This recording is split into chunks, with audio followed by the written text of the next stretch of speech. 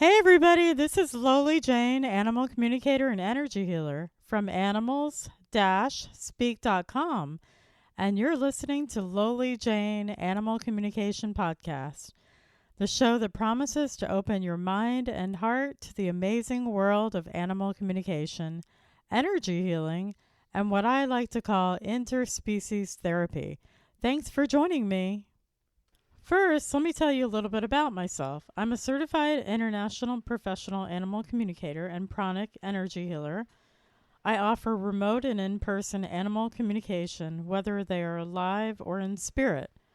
I also offer pranic healing for humans and animals for trauma, injuries, pain, illness, disease, and also behavioral and emotional issues. Again, for both humans and animals.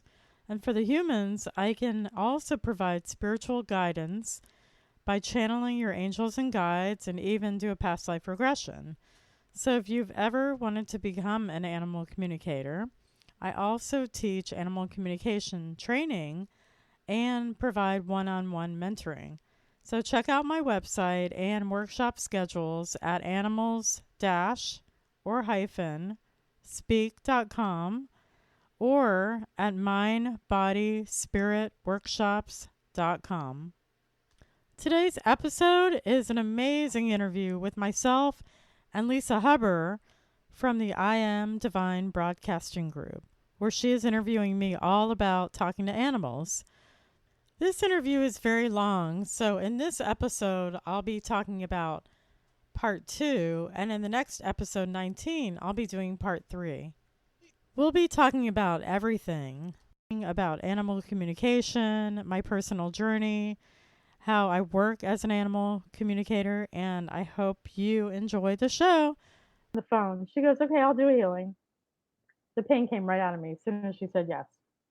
Wow. Crazy. Yeah. Mhm. So anyway, back to soul purpose. So the animals that are our domestics, their sole purpose is to be in service to us, to help us through our lives, to help us through our lessons, to mirror us. And I mean full on, full on mirror us. And I'm going to talk about mirroring next because I don't want to go off on another tangent. Okay. So, sole purpose. So, those are the domestic sole purposes. They are helping with family issues and personal issues. Okay. And then the animals who are in human care, we used to call this in captivity, but they call it in human care. So the animals that are in the zoos or in rescue centers or on social media or whatever, the ones that are front and center, the ones that, especially the zoos that you walk by and you go, oh my God, how horrible. How can they do this to an animal? Blah, blah, blah. Multiple animals in human care have told me that they chose this incarnation. They Mhm. chose to be incarnated where they knew that they were going to either be rescued or captured, they were going to be in front of the humans, and they were going to be teachers for humanity. They are huge teachers for humanity, but thoroughly pissed off right now because they're not being acknowledged and they're not being heard, and people do not believe in animal communication. I would say 50%, if that, maybe 25% of the population believes in it. But I Mhm. encounter people every day where it's just a battle, where they're Mhm. never going to believe in it. Um, and these are people that work with animals every single day, including adoption agencies. They don't Mhm. believe in animal communication. Hmm. Okay. So, well, you know that. Hmm. So I am writing 2 books right now. I'm writing um, a book about knowledge, all about, what I'm sharing with you today, and then another book called Messages for Humanity that these amazing creatures have shared with me. Oh, And their wonderful. divine knowledge, way beyond humans. Mhm. Somebody asked me once, what's the most unintelligent animal? And I'm like, by far the humans. By far. The animals have shared with me knowledge that they should never know.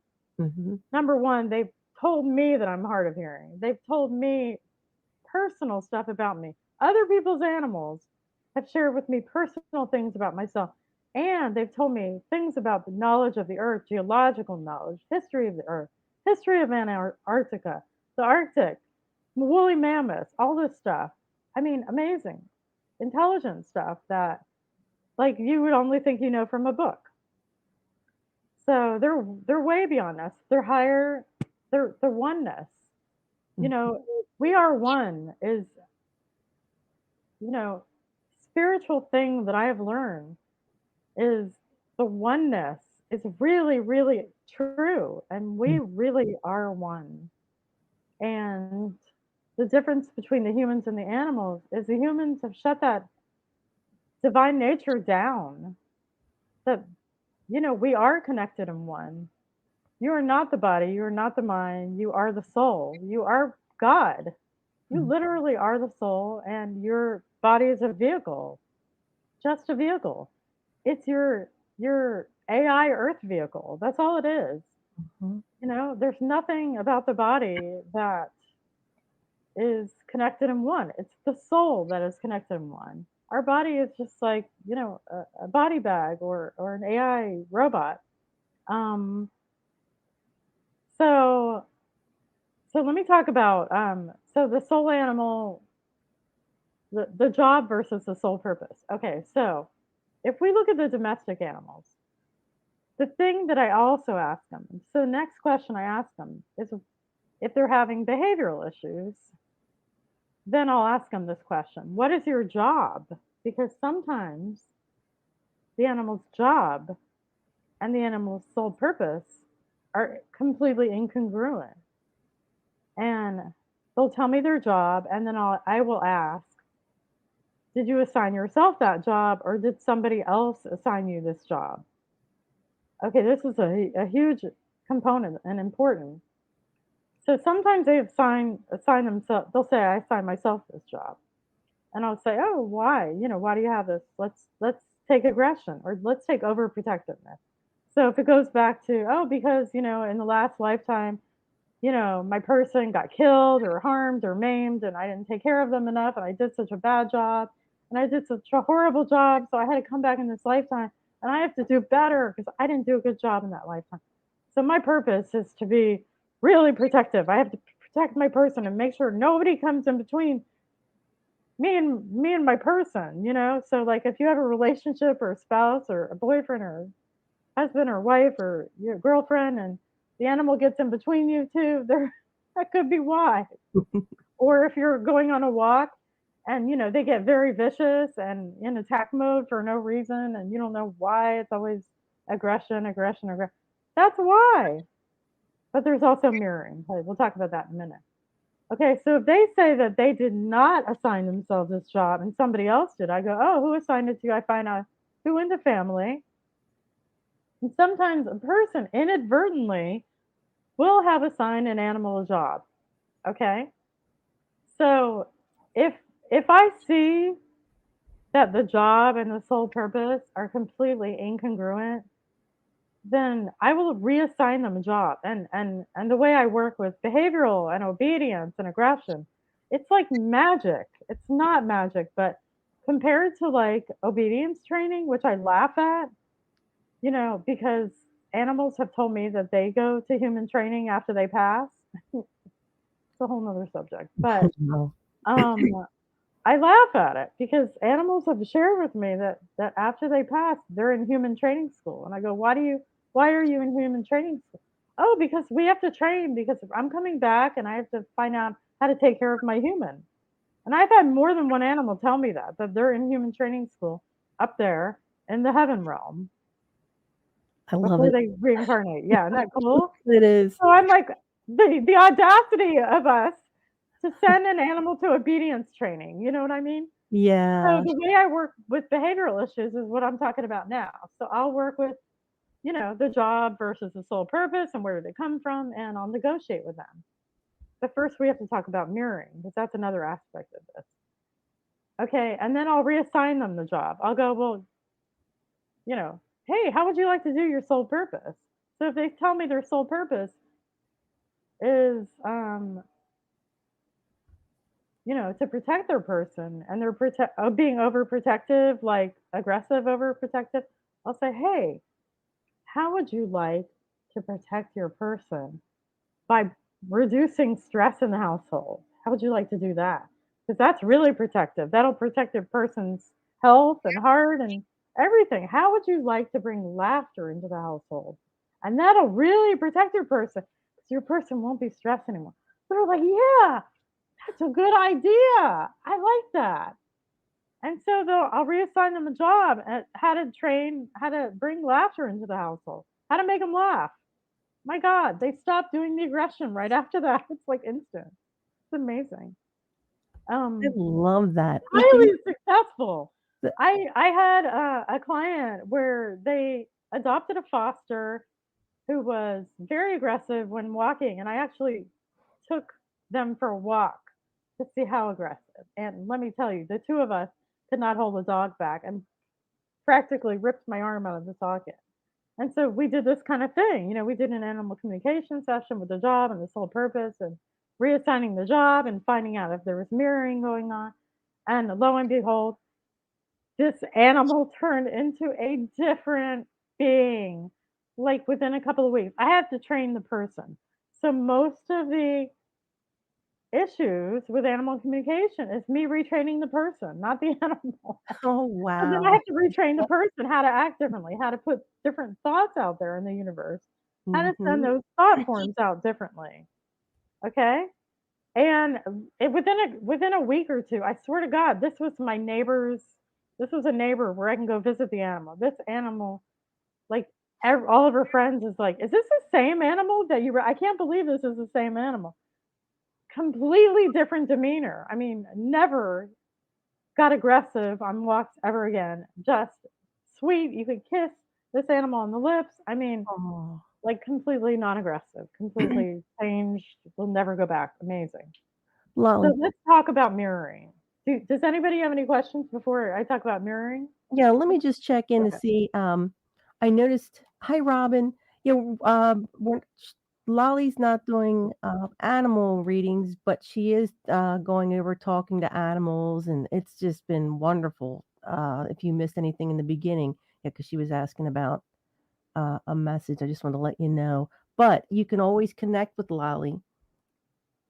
Yes, and the reason I Mhm. don't want to do little I'm not in love with doing live sessions like that because Right, I get to the root of the problem. right. I will sometimes, I am not kidding. Like I don't charge by the hour. I charge 150, but you're getting about $800 worth of communication because what I Mhm. do is I will deeply go into the deep and root issues and excavate, like my teacher Master Co said I excavate and I get to the root of stuff where you're not going to have these issues anymore. It's not going to be surfacey, 2-second conversation with an animal going hello, goodbye.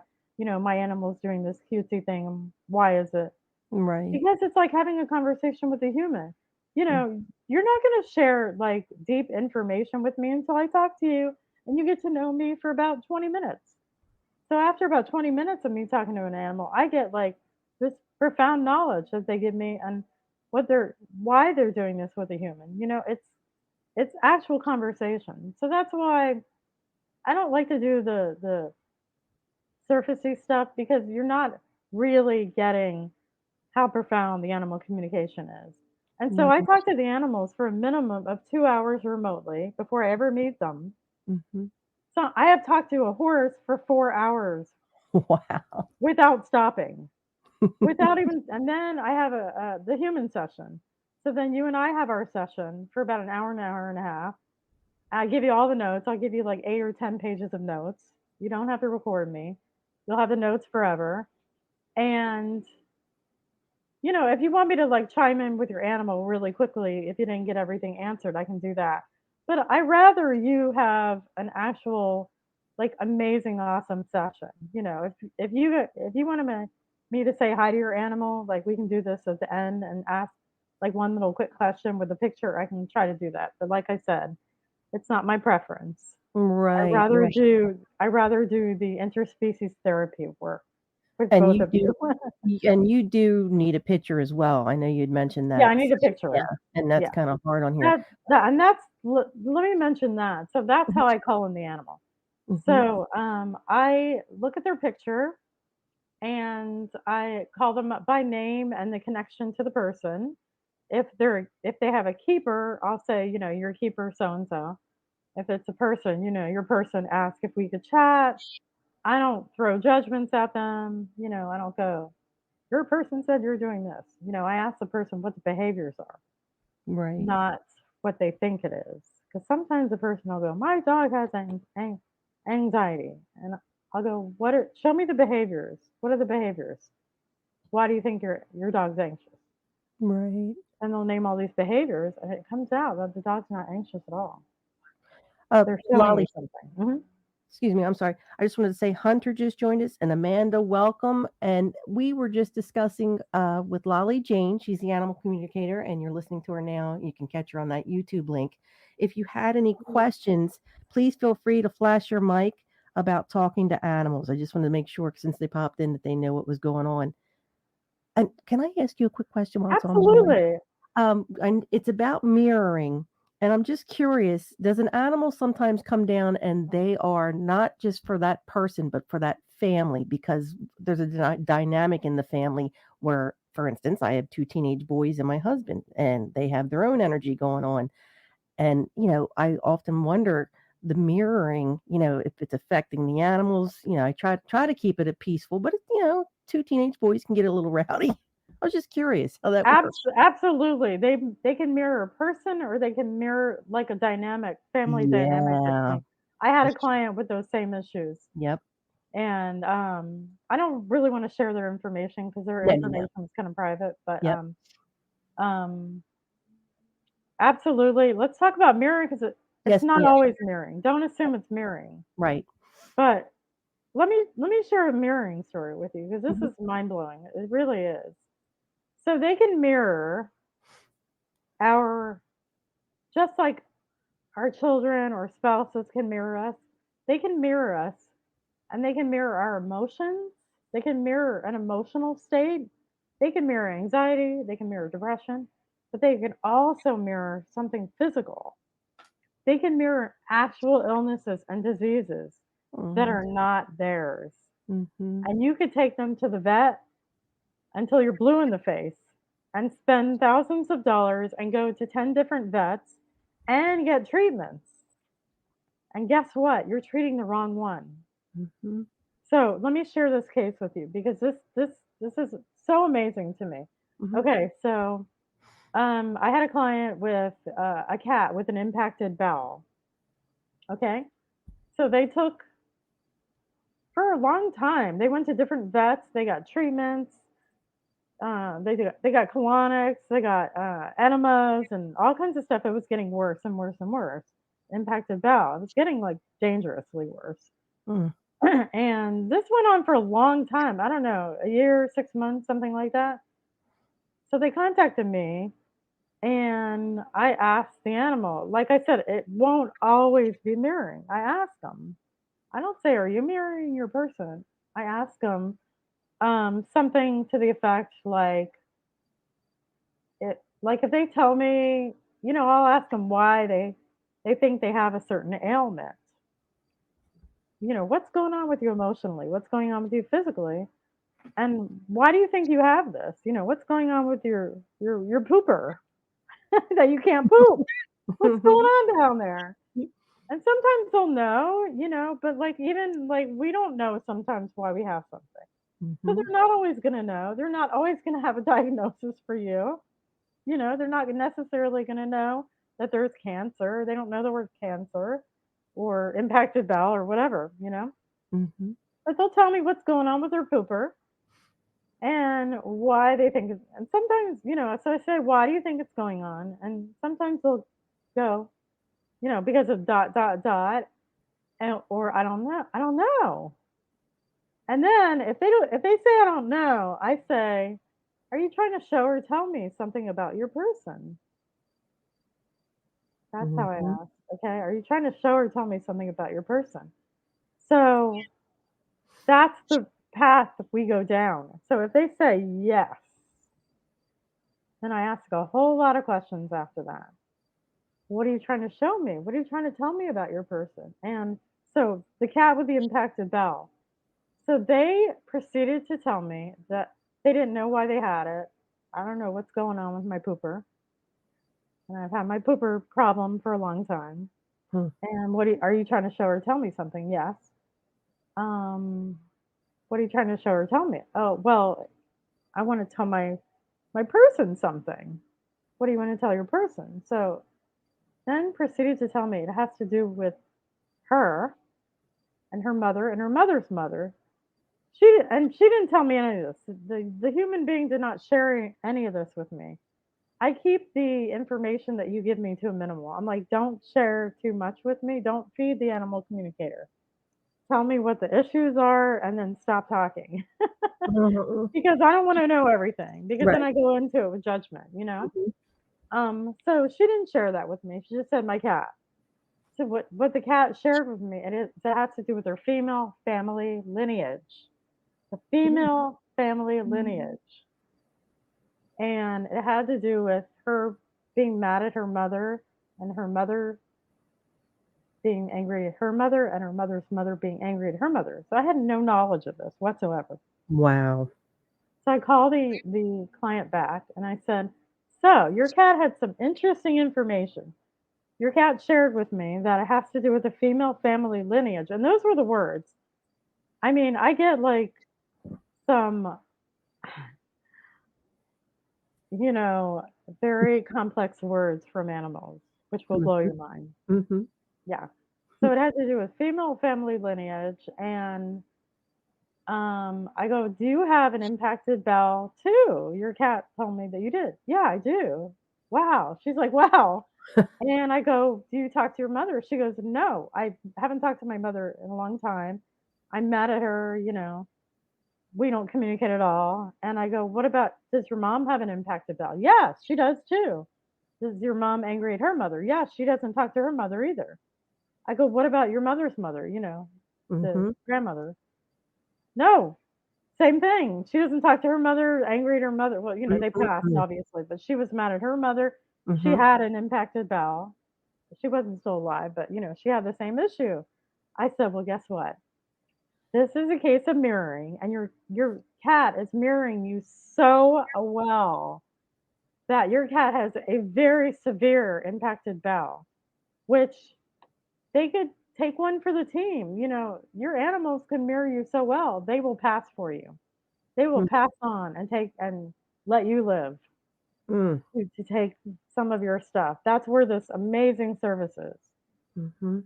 So it's not always the case, Mhm. but I ask. So then we have to negotiate, renegotiate. And what I do is I immediately thank the animal. "Oh my God, what a gift you are. What a gift you are for your person Right. and your person's person and your person's person and your person's mother to mirror all of the females." So you like literally took on their bowel issues and Right. their anger issues. Mhm. So then I go back to the person and say, "Guess who we need to work on? Mhm. Not the animal." So if you're trying to go to the vet, go to the vet, go to the therapist, go to the behaviorist, go to the animal obedience training, go to this, go to that, you're never going to get a solution. That's why I do deep, um, rooted, you know, Right. furry family therapy work because I'd rather go on the soul level and really help you on that level. So that's the kind of work I do. Mhm. Um, so I do soul healing to humans too. So people have asked me, "Can you heal humans? Can you heal their humans and help their humans?" So yes, I deal with the soul level. I can channel your angels. I can channel your guides. I can help you introduce to your guides and angels if you're not doing that already. I can help you do body talk where you're connecting with your chakras and your organs and all that stuff. And I can help you with being guided to help with the soul level healing and the clearing. Mhm. So we did a session. We did a forgiveness session. So we went through this whole forgiveness, clearing, healing thing. She called me about a couple weeks later. She goes, "You're not going to believe it." She goes, the impacted bell, and the cat completely, completely went away. No Oh, treatment that's at wonderful. all. Nothing. No Mm, essential oils, no more, no more anything. mhm, No more colonics, no more, you know, coffee enemas and all that stuff. mhm. Amazing. Just by forgiving her mother. And she told me she talked to her mother, and her mother then forgave her mother. And it just was That's this beautiful wonderful. healing. Mhm, And if you know this fact, this is an amazing, like, when we heal ourselves, we are healing 7 generations back and 7 generations forward. mhm. So if you understand that past, present, and future is not a timeline, it's all Right. happening at the same time in different dimensions. So it's all happening in the now, right? Power of now. So Mhm, if it's all happening in the now, we can affect the past and we can affect the future because it's not a straight timeline. It's mhm. not like it already happened and the future is not written. So it's all happening in different dimensions. That's why we have these deja vu kind of things. Because we're Mhm. dipping into the different dimensions. We're multidimensional. We do it all day long. Right. We don't have ADHD. We're multidimensional beings. Mhm. It's not ADHD. It's that Right. you're, going into all these different dimensions and doing all this work at the same time. You're a little distracted. You don't need Adderall. I know. Okay, so you, when you heal yourself via the help of this profound service animal that has come to incarnate with you in this lifetime, to be of service to you, to take one for the team, to mirror this, wow. And then you heal yourself because now you know, and you are affecting 7 generations backwards and 7 generations forward to the Mhm. past, the future, and all the DNA is healed. Mhm. Wow. So, guess Yes. what? You're in the future. Your future selves are in the future. Your future animals that are going to incarnate with you again are in the future. So, when you reincarnate and do that cycle again, that issue won't be there Hmm. Mhm. forever, forever in the now, right? Is that Mm, profound? That's wonderful. profound. Mm. So Can I amazing. can I Sure. ask you, and where did they tell you about that 7 levels forward, the 7 levels back? That okay, so pranic healing is esoteric teachings. Right. So pranic healing goes back to the ancient mystery schools and Mhm. esoteric teachings. It goes Mhm. back to ancient India and China and the Okay. Philippines, but it goes back further because it's actually esoteric teachings. And there's eight right now. There's eight masters left Mhm. worldwide, globally. I've studied under three of them.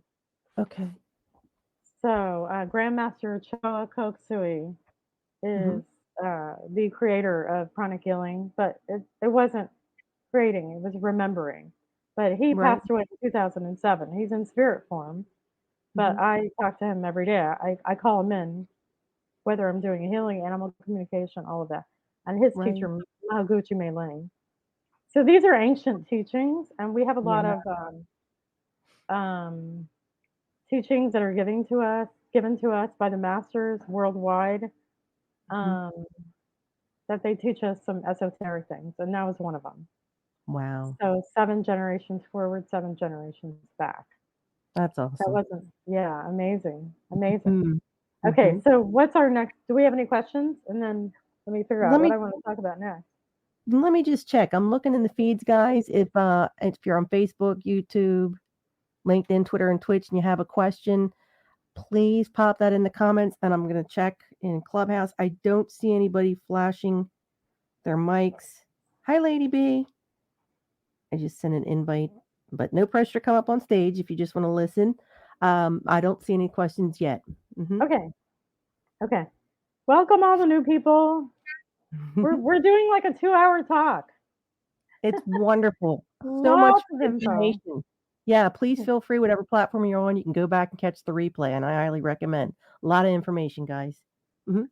Okay, so I'm going to share with you a story about one of the zoo animals. So I used to live in Hawaii, so I do pro bono work for Honolulu Zoo remotely. That is so awesome. Yeah. So please don't ask me to do pro bono work for you because I do enough. Right, right.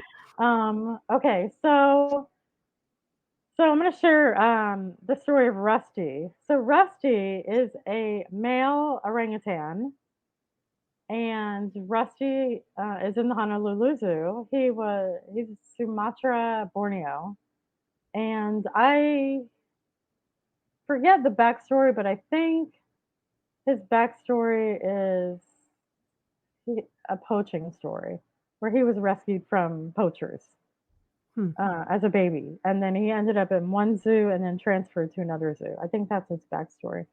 mhm. Um, but he has a mate. His mate's name is Violet. So he had a couple of issues, a lot of issues. He was very aggressive, very violent, and was actually throwing temper tantrums.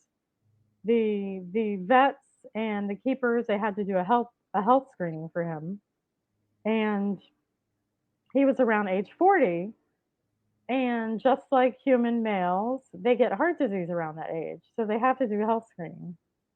And he was not allowing them. He was throwing temper tantrums, highly aggressive, and also beating up Violet, like beating her up. Hmm, Yeah. So I had a mhm. conversation with him. I also talked to Violet. And so I found out a lot about him, but he was like, he told me this is going in multiple books too. He Mhm. was the analytical one. He has an analytical, scientific mind, very intellectual, very analytical, and literally broke stuff down, like you would if you were left brain accountant. Mhm. And the conversation was just very, very intelligent, like Mhm. talking to an intelligent human being. I love it. Um, so he told me that he got in his mind that he's a protector. His role is as protector. He's a male, right? Male dominant. And he somehow got in his mind that male dominance equals aggression. That's the only thing. He was like, like the male, like machismo kind of guy. Mhm. He couldn't reconcile that there was another way until we talked through it. And so we had this long conversation about the aggression toward Violet, his mate, who he told me he loved dearly, loved her, loved her, loved her. And why is she so mad at him? And I said, well, you're beating her up for one. You Mhm. know, I talked to Violet, and Violet actually punched him. And I said, Violet, what's going on? Violet was like this divine being also, and very gentle. And what's going on, Violet? Violet said, I got sick of it, and I turned around and I punched him.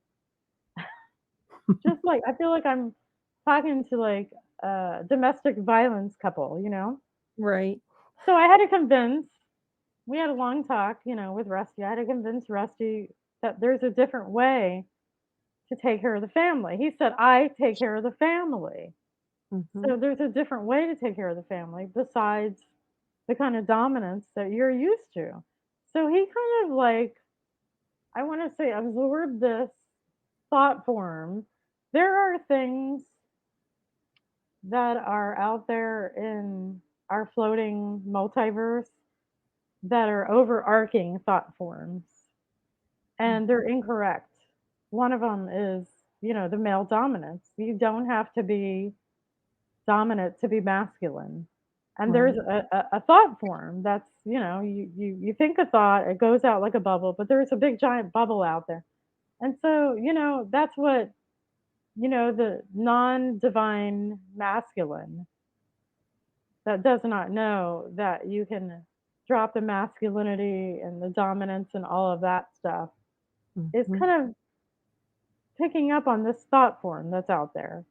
Okay. And when we go into the higher and higher dimensions, these thought forms are going to be completely disintegrated because they're not in line with higher vibration.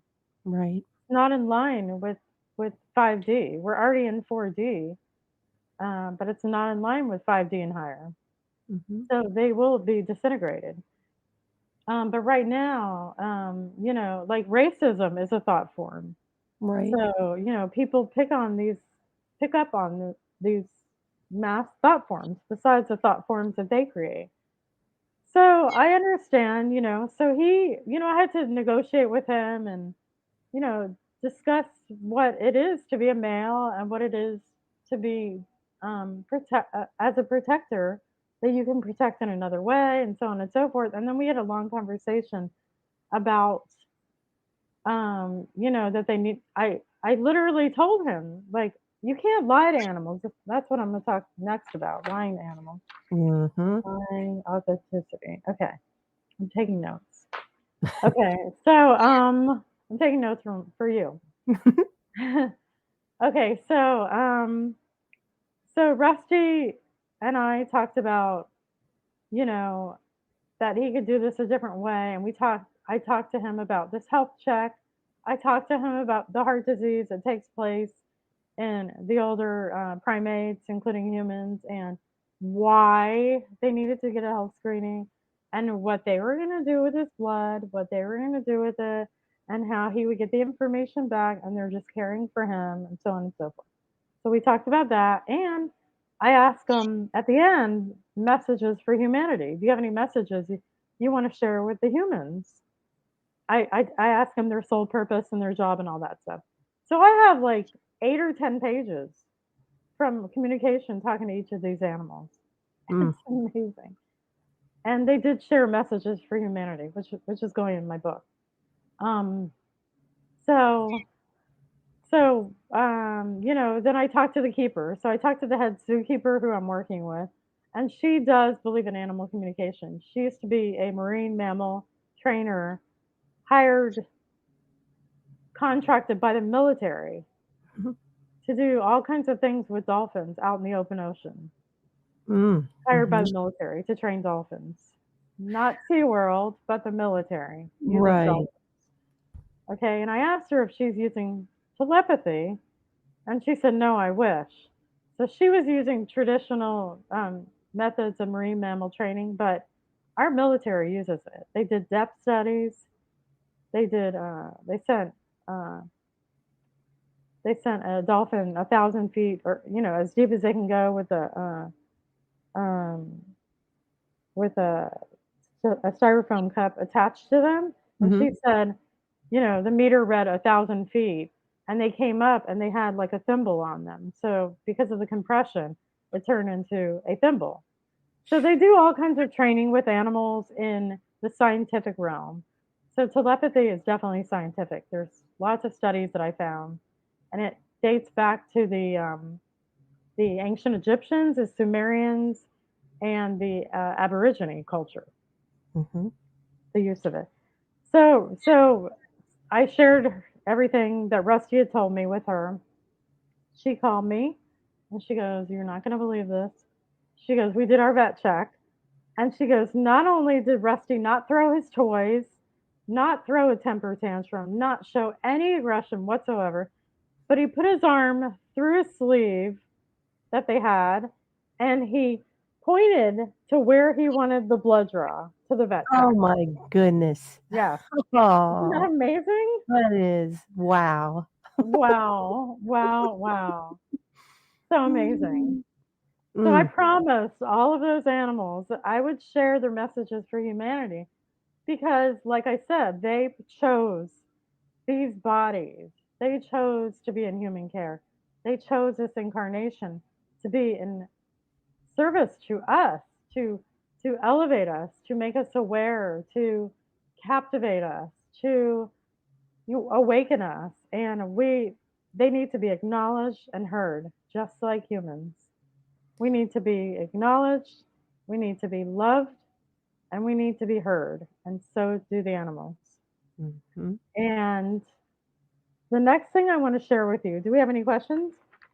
Let me just check. I know I don't see any in our feed, but let me just check. Sean is with us. Sean, are you there? I'm here. I'm just really super interested in what you're saying. I know it. And I It's saw you. fascinating, isn't it?